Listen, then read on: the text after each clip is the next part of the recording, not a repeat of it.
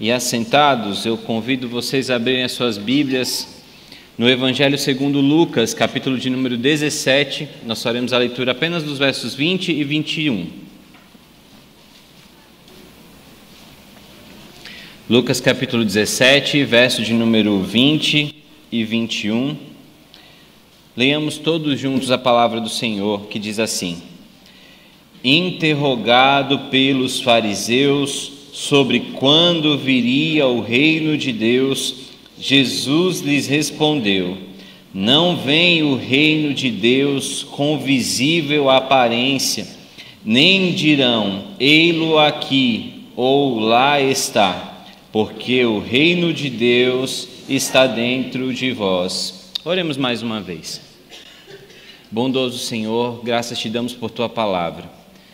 E graças te damos, ó Deus, porque ela não vem apenas com a informação, o texto escrito por si, mas ela foi revelada a nós pelo teu Santo Espírito, que faz com que sejamos não apenas leitores da palavra, mas nos capacita para sermos praticantes dela.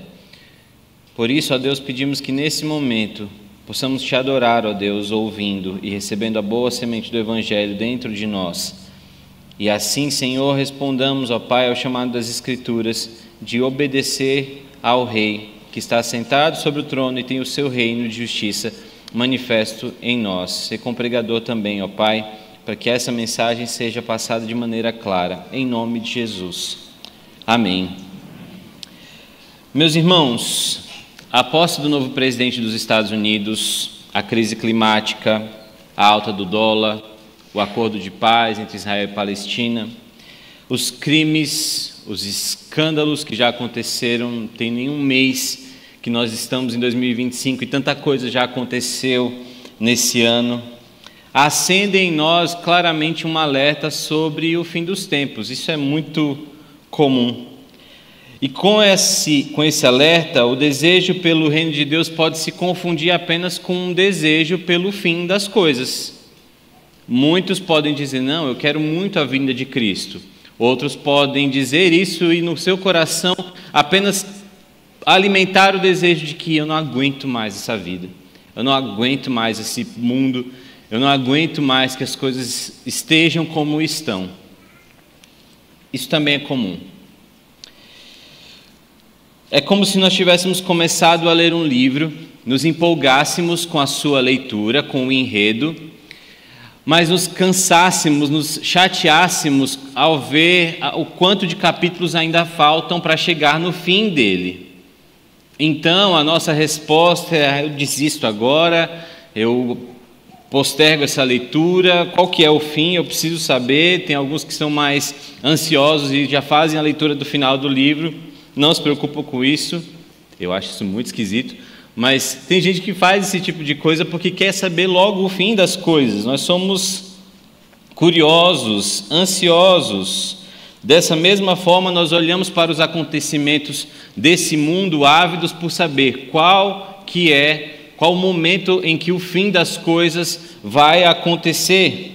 Vivemos em um mundo marcado por incertezas, guerras e mudanças constantes, e muitos perguntam onde Deus está em meio a tudo isso, ou será que o seu reino realmente está presente como Jesus disse que estava? Essa mesma inquietação ecoa nas palavras dos fariseus em Lucas 17, do verso 20 e 21, quando eles perguntam a Jesus sobre o reino de Deus. E assim como eles, muitos esperam sinais e experiências que venham dar essa resposta, que venham trazer de alguma forma uma segurança para tantas tragédias ou tantos acontecimentos de uma vez, e a gente não consegue pensar direito porque é muita informação. Mas Jesus revela uma verdade surpreendente: o reino de Deus não vem da forma que eles esperam, assim como não vem da forma que nós queremos. Também não está em um lugar específico, mas ele já está presente e ativo dentro de nós. E hoje nós veremos como Cristo responde às perguntas inquietantes, tanto para os fariseus quanto para nós, a respeito do seu reino. Mas a pergunta central é: onde está o reino de Deus. E o texto é muito claro em nos dar 3 informações a respeito de onde está o reino de Deus. A primeira delas é que o reino de Deus ele é invisível. Primeiramente, nós precisamos reparar em algo interessante nessa conversa. A pergunta que os fariseus fazem para Jesus, logo no verso de número 20, é: quando viria o reino de Deus? Ao perguntar quando, e aí realmente a tradução ela é literal, eles não mudaram aqui para poder parecer diferente ou trazer algum tipo de explicação muito sobrenatural a respeito dessa pergunta. Ela é muito simples. Quando? A partícula no grego é de tempo. Qual tempo? Em que momento vai acontecer do reino de Deus vir até nós? Pressupõe que eles já também sabiam de fato o que era esse reino de Deus. Afinal de contas, eram fariseus, homens próximos às Escrituras, homens estudiosos das Escrituras. Então, eles pressupõem que eles já de fato sabiam o que era o reino de Deus, mas eles só queriam saber agora quando. Mas Cristo não vai responder a pergunta deles dessa forma. Cristo não vai dar a eles um dia, não vai dar a eles um spoiler para que eles possam começar a contar o tempo, não vai dar nem algum tipo de pista para que eles utilizem o calendário deles e consigam ali passar dias estudando quando esse reino vai aparecer. A maneira como Cristo vai responder sobre quando viria o reino de Deus é dizendo como ele viria. Então ele diz: não vem o reino de Deus com visível aparência. Jesus declara que o seu reino não vem com aparência alguma, e a palavra que sugere algo que pode ser observado com atenção ou com vigilância, porque esse era o costume e era esse a maneira como os fariseus eram conhecidos, como pessoas minuciosas que eram vigilantes a respeito da lei. Então a maneira como eles gostariam, essa aparência visível que Cristo diz que o reino de Deus não virá, era exatamente aquilo que eles gostariam de ter como resposta. Algo que eles pudessem vigiar, algo que eles pudessem perscrutar ali de maneira bem minuciosa.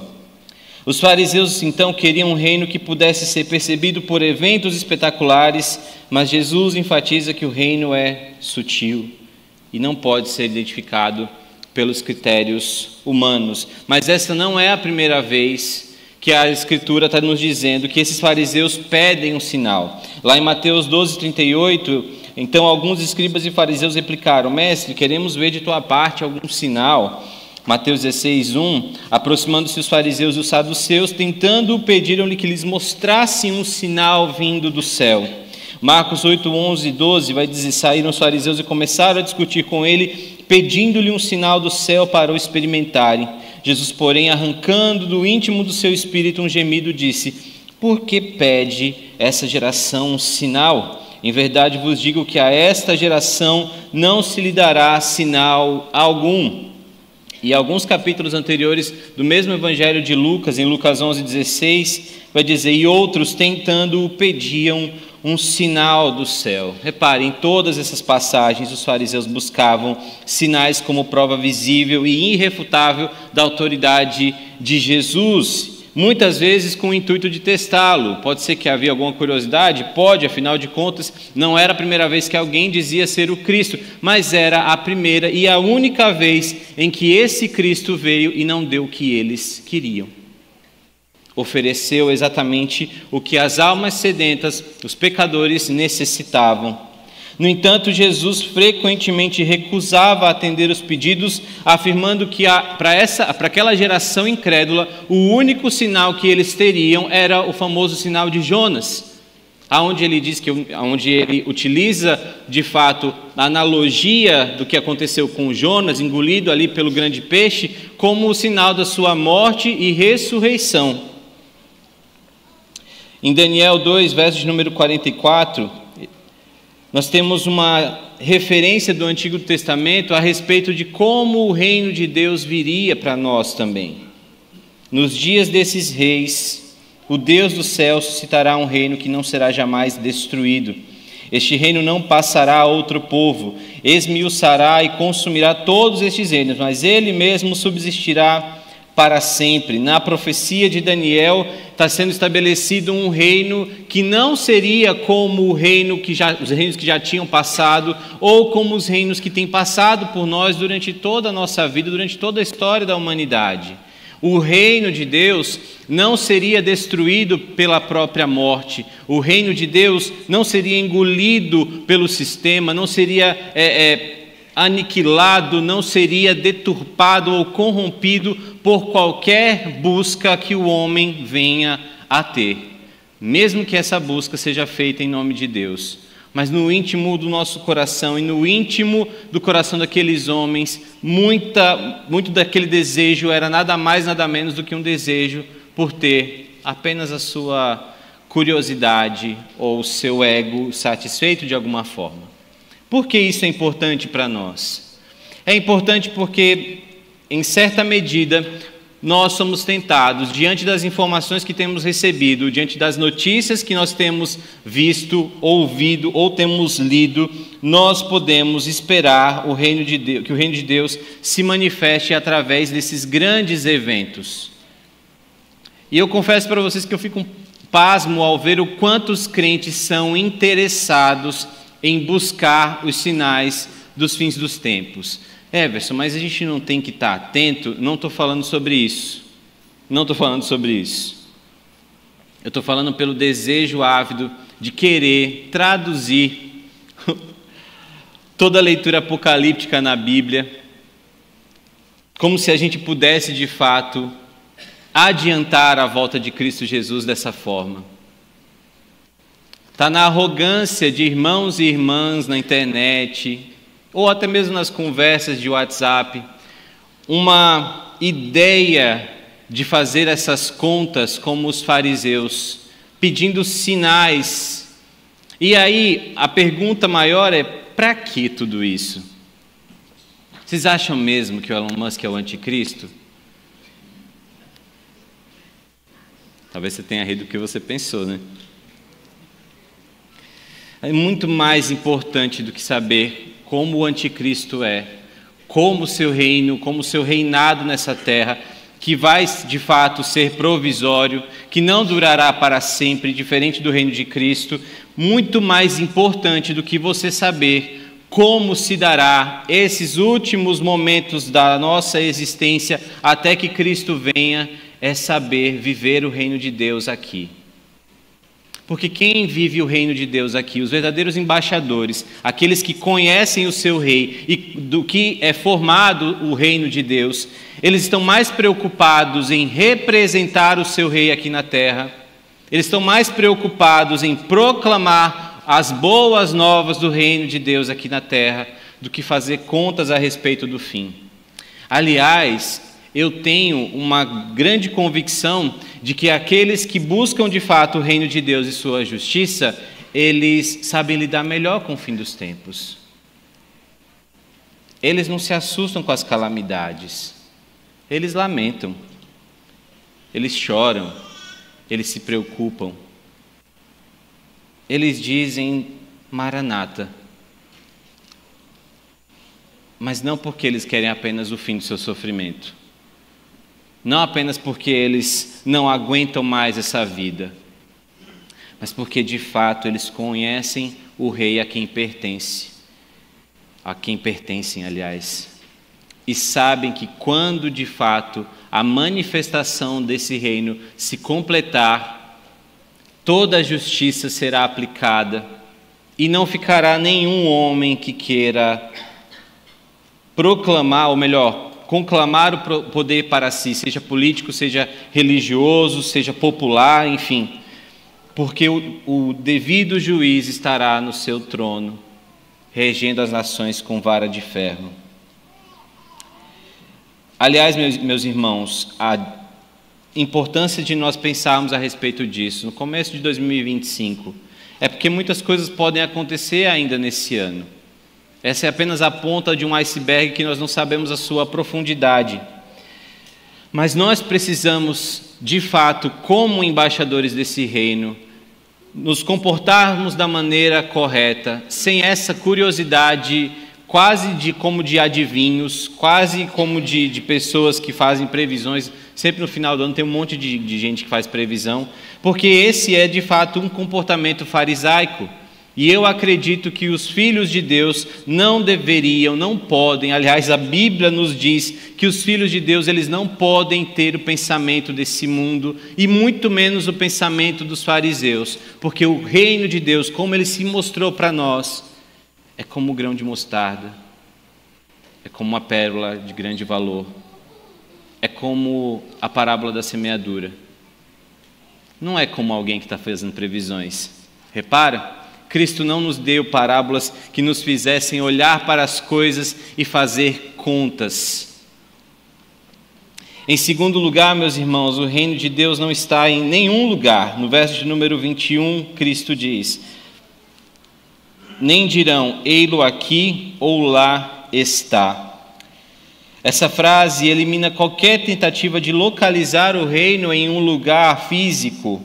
O verbo utilizado aqui está no futuro, indicando que as pessoas tentarão apontar uma localização, mas elas estarão equivocadas. De fato, os fariseus esperavam um reino que fosse aplicado ali, um reino onde os próprios judeus fossem o povo mais proeminente novamente. Eles gostariam que Israel fosse grande novamente, esse era o desejo deles, e que fosse centralizado ali em Jerusalém um governo político, um governo sólido, que talvez tivesse a fama da Israel passada, que venceu muitas guerras, que teve Davi como rei, que teve Salomão como rei, e essa busca era exatamente aquilo que permeava o coração daqueles homens, mas não era lá o reino de Deus.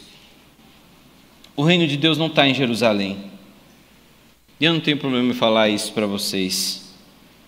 Os fariseus esperavam por isso, esperavam que geograficamente o reino de Deus pudesse ser contido, mas ele não pode ser contido.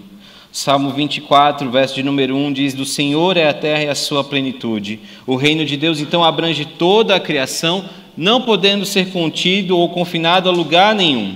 Malaquias capítulo 1, verso de número 11 diz que desde o nascente do sol até o poente será grande o nome dele entre as nações. Então, o Senhor, por mais que tenha escolhido Israel, e isso é algo que nós devemos olhar com muito carinho, muito cuidado, e orar também por aquele povo, mas não foi restrito a eles, não era o objetivo do Senhor fazer com que aquele povo fosse o único lugar aonde o reino de Deus estivesse confinado.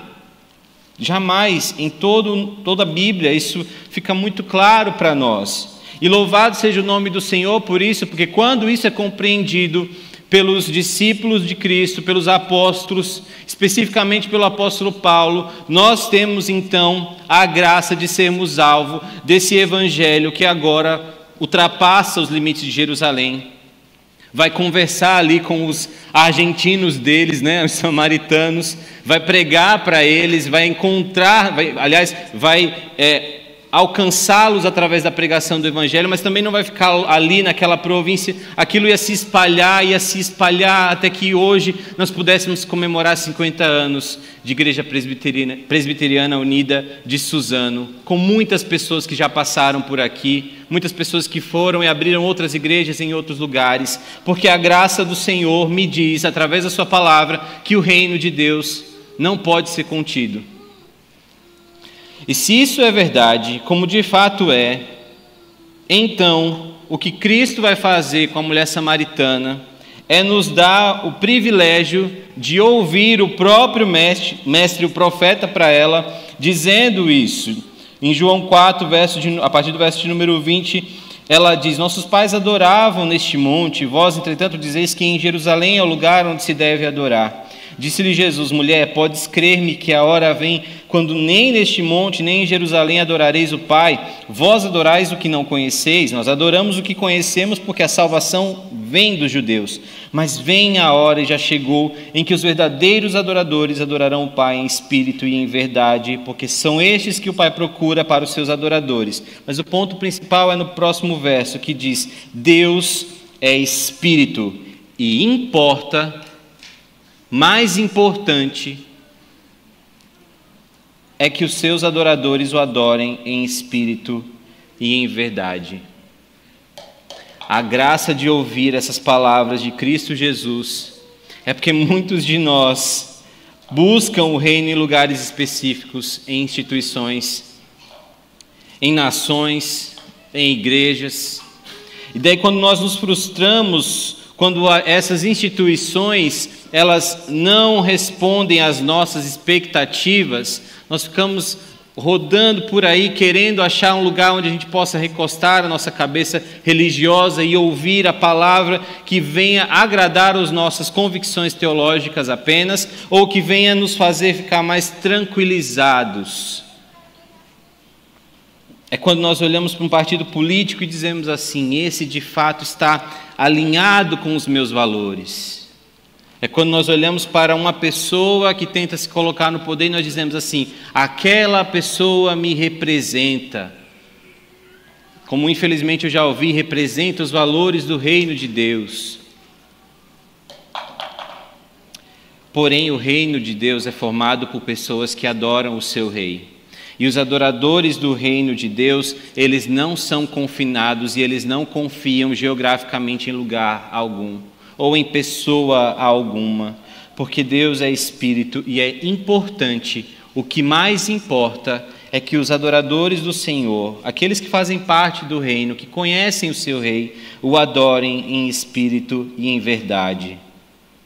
O reino de Deus está presente aonde quer que Cristo reúna homens e mulheres com corações devotados àquele que vem, aquele que é dono de um povo que se chama pelo seu nome em qualquer lugar dessa terra. Por isso, meus irmãos, é importante a proclamação do Evangelho, não apenas para dizermos que somos uma igreja missionária, mas para, de fato, nós testemunharmos para esse mundo o que é, de fato, fazer parte do reino de Deus. A impressão que eu tenho é que o Senhor, Ele colocou todo o seu reino à disposição dessa terra e mandou todos os homens e mulheres do seu reino para saírem das suas tendas, para saírem do aconchego de fazer parte de uma nação geograficamente falando. E a partir disso, Ele quer que o seu reino se expanda cada vez mais. Todas as estratégias de crescimento, todas as estratégias de alcance, de engajamento nesse mundo, elas perdem para a grande estratégia do Senhor, de fazer conhecido o seu nome por pessoas totalmente diferentes. Falava com alguém essa semana a respeito de que a gente não consegue mais definir um estereótipo de evangélico, não existe mais aquela coisa de que o crente é aquele homem que vai de terno e gravata para a igreja com a Bíblia debaixo do braço, ou aquela mulher que vai com um vestido até o pé com a Bíblia debaixo do braço, tem cabelo longo, e tudo isso que deixava o estereótipo muito bem firmado para passar algum tipo de credibilidade, isso já não existe mais. E a parte importante e valiosa que eu vejo disso é que o Senhor trabalha de uma maneira tão maravilhosa e tão diferenciada que Ele vai fazer com que pessoas extremamente diferentes, na maneira como se vestem, na maneira como cortam seus cabelos, na maneira como aparentam ser, não precisem mais denunciar que são cristãos, não precisem carregar uma marca na camiseta de que são cristãos. E se você acha que isso seria a melhor das estratégias, eu acho maravilhoso que ela não tenha dado certo nos últimos anos. Porque agora os cristãos sentam no banco do ônibus, eles pegam Uber, eles têm o seu carro, eles estão no trânsito, no meio do engarrafamento, eles estão na fila do supermercado e eles vão ser notados agora pelo comportamento. Mas eles serão muito mais percebidos agora se eles abrirem as suas bocas e numa conversa trivial de como está frio, de como está chovendo bastante, eles vão proclamar o reino de Deus. Agora os cristãos, eles estão espalhados e isso cresce cada vez mais. Você sabendo ou não, você contribuindo, fazendo parte da missão ou não, o Evangelho, o reino de Deus se expande para a honra e glória do Senhor, ele não pode ser contido. com pessoas totalmente diferentes umas das outras, dependentes apenas do mesmo Santo Espírito para as conduzirem. E isso é importante para que ninguém queira, de alguma forma, reclamar esse reino para si ou fazer algum tipo de reino próprio. O que muitas igrejas no nosso país hoje têm feito, elas criam um império para si, elas transformam uma denominação em um pequeno governo, em um pequeno reino, e daí elas querem, não por conta da palavra, mas elas querem ditar como se vai pensar, ditar o que se vai dizer. Algumas ditam até mesmo a roupa e a cor da roupa que deve se usar. E com a desculpa de que isso tem a ver com algum tipo de excelência ou de beleza estética, elas vão criando um gueto, vão criando uma Babel, e elas não percebem que o objetivo delas era serem mais gloriosas do que o próprio Cristo, mesmo que seja em nome de Cristo. Mas olhe para a pessoa que está do seu lado. Mas calma, não precisa dizer nada. Apenas olhe para a diferença dessa pessoa. Olhe para a diferença das pessoas nessas cadeiras e perceba a graça do Senhor, que adentrou por esses bairros de Suzano e não contente foi até os bairros de todo o Alto Tietê, e não contente foi me buscar lá em João Pessoa, na Paraíba. Tudo isso para dizer que o reino pertence a Ele, não pode ser contido de maneira alguma. Então dirão, ei-lo aqui ou lá está, mas não estará. E a razão disso, meus irmãos, é que o reino de Deus está dentro de nós. E apesar dessa ser uma resposta muito curta, ela carrega dentro de si uma profundidade absurda. Se o reino de Deus é invisível, se ele não está em lugar nenhum, mas agora, e em terceiro lugar, ele está em todo lugar, Jesus finalmente afirma que Ele está dentro de nós, e isso deveria não apenas nos alegrar, mas deveria nos trazer o temor devido, porque aqui está a nossa responsabilidade. A palavra utilizada aqui, ela diz que essa é uma ênfase à realidade atual do reino de Deus no meio de nós, mas não apenas no meio de nós, mas entre nós.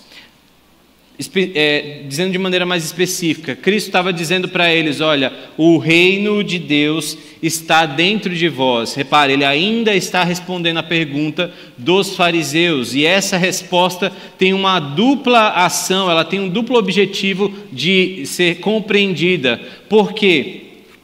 Porque ele está dizendo que ele mesmo, como a manifestação do reino de Deus, como portador do reino de Deus, estava ali no meio dos fariseus.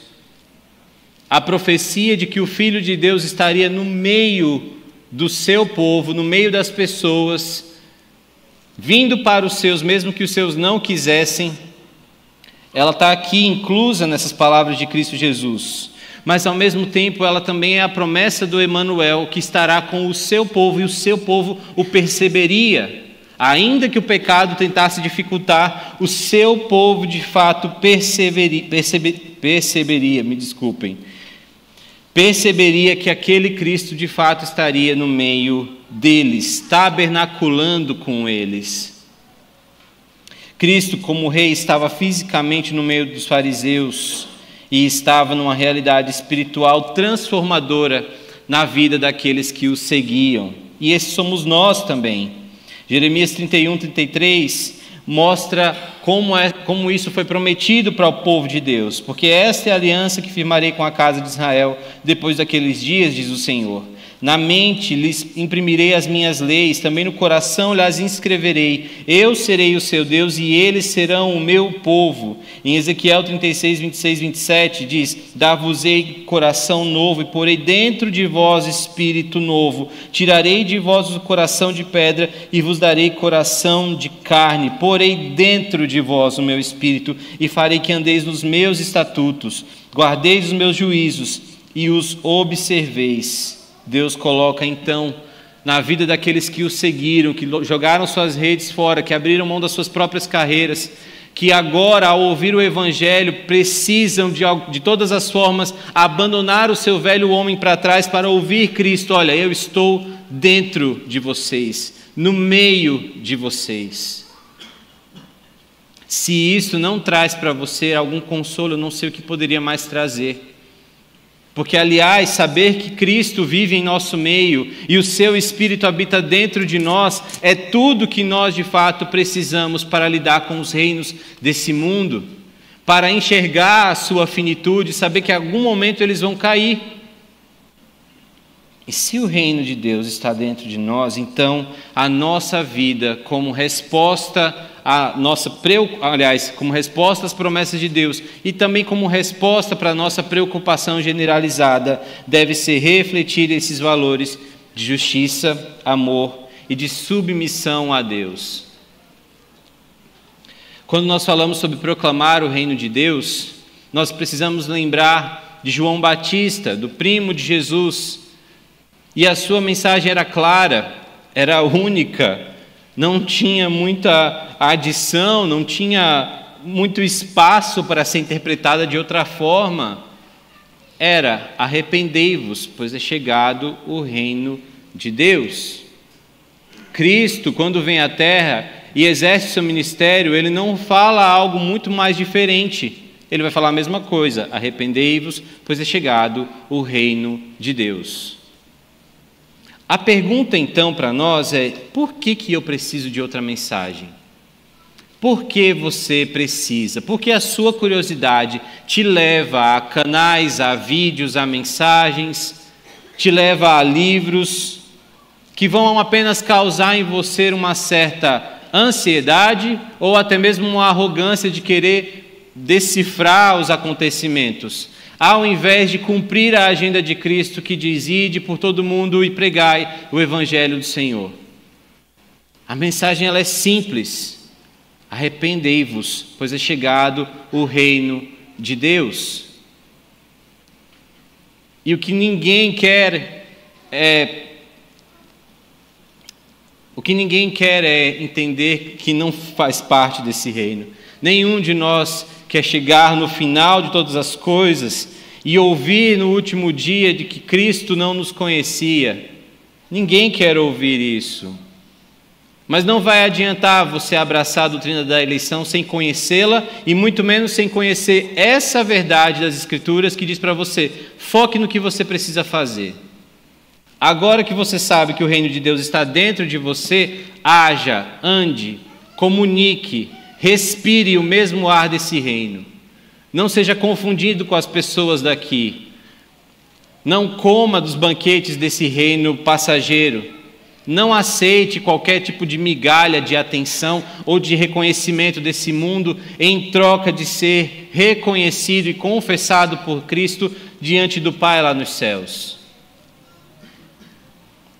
Porque conhecer a doutrina da eleição não vai te ajudar se você não vive conforme ela. Se o reino de Deus está dentro de você, então viva como alguém que faz parte desse reino.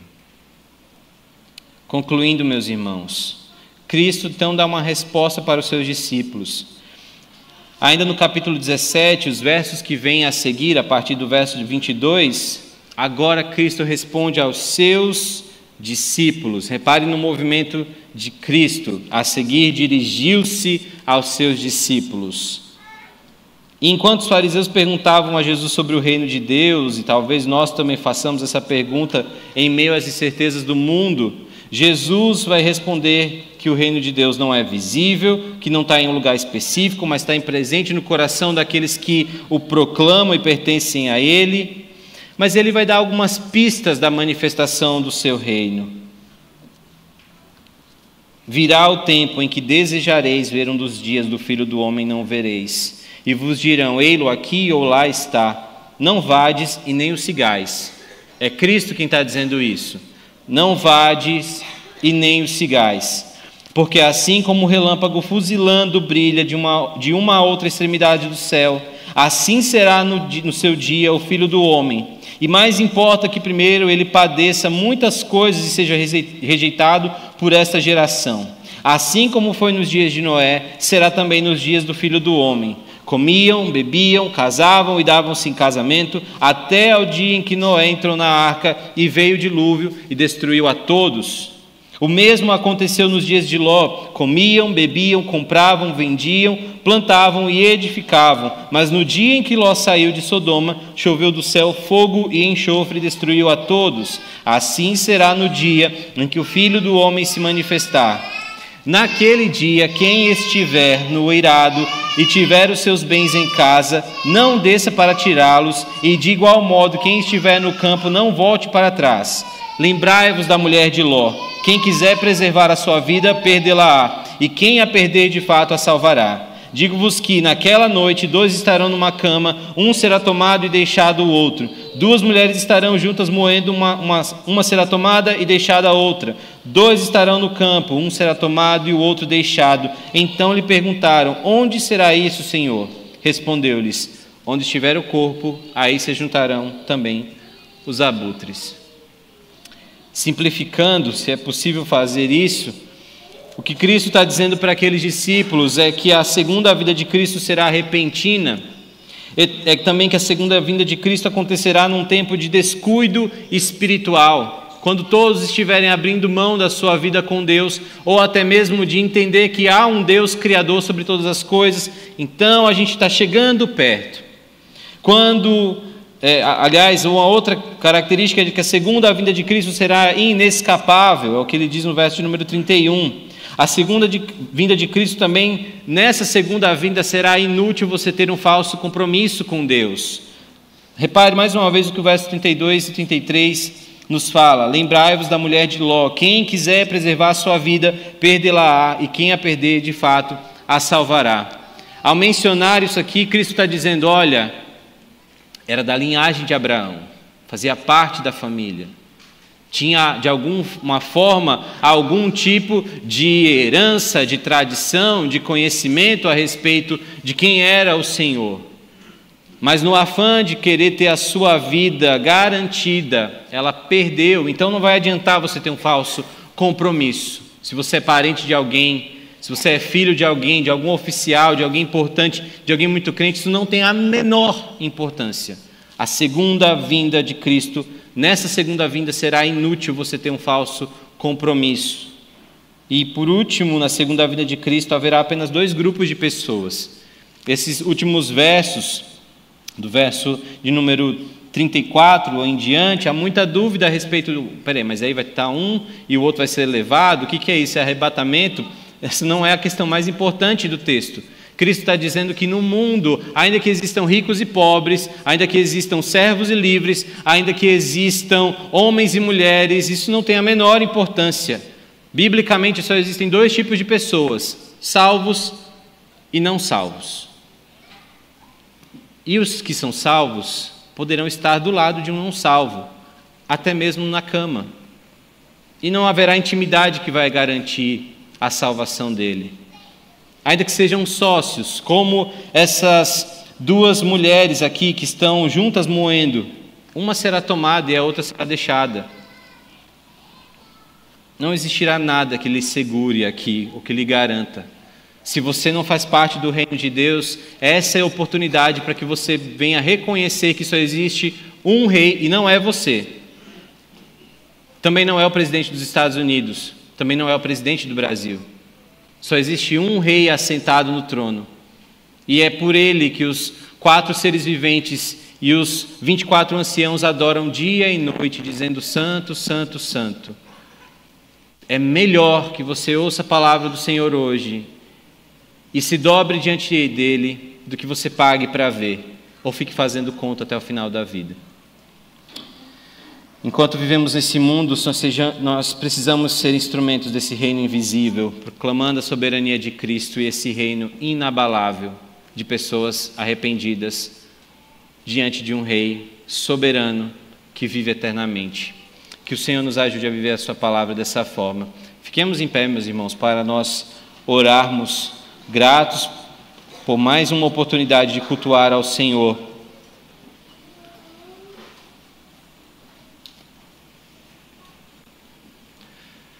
Santo Deus, maravilhoso Pai, obrigado por Tua palavra, Senhor. Nós tememos a Ti, ó Deus, quando ouvimos essas coisas, porque elas refletem que, de fato, Senhor, no meio de tanta injustiça, o Teu juízo é perfeito.